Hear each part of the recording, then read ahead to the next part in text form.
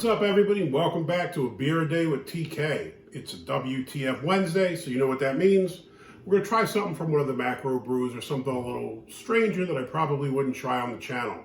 Today, what I have on offer is Miller High Life. Yep, the champagne of beers. I had another beer I was going to feature today, but I was strolling through the Meijer today, and I went down the beer aisle. I was hoping to find some more of those super cool gift packs they have out for Christmas, but they were picked over. There really wasn't anything there. But in the place of what used to be the gift packs, they had this beauty, the champagne of beers in a champagne type bottle. What more could you ask for? This is quite glorious. Generally not a huge Miller fan, but you know, game recognizes game. I will tip the cap to Miller for putting the champagne of beers in this champagne style beer. Pretty cool. You know, Miller High Life is something that I've had multiple times over the years, obviously. I'm not a huge fan, so it's not something that makes it into the steady rotation. That being said, I do recognize it as kind of one of the classic American beers. You know, you have Bud, Miller, Coors, and you know, High Life is up there. So there's a beer that a lot of people like. A lot of Americans enjoy this beer. When I went to the Miller website, I was kind of looking into this beer specifically. I thought it was kind of interesting. It said that this was actually the flagship beer of Miller in 1903. And it said that Frederick Miller created the High Life because he believed every American should be able to enjoy the good life regardless of financial status. So whether you like this or not, it's still a pretty lofty aspiration to attempt to bring good beer to the American public. Now, that being said, let's move on to the nuts and bolts. I looked into the ingredients for this, and the ingredients were water, barley malt, corn syrup, yeast, and hop extract.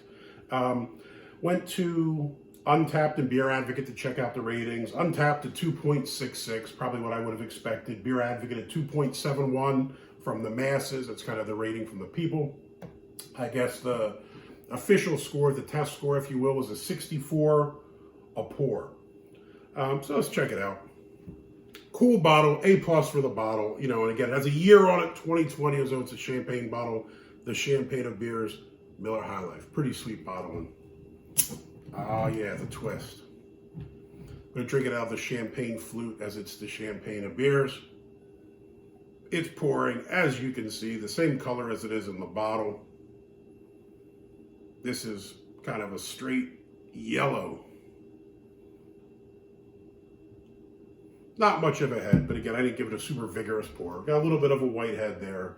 Carbonation like crazy. And again, you know, if it's the champagne of beers, we'd expect to see champagne type bubbles. And I think we see those in spades here. There's tons of them. Smell, honestly, you don't get a whole lot. For the most part, you kind of pick up the sweet smell that you get from most adjunct lagers or anything that's brewed with corn or corn extract or, you know, whatever it is. So that's kind of what it smells like. Taste.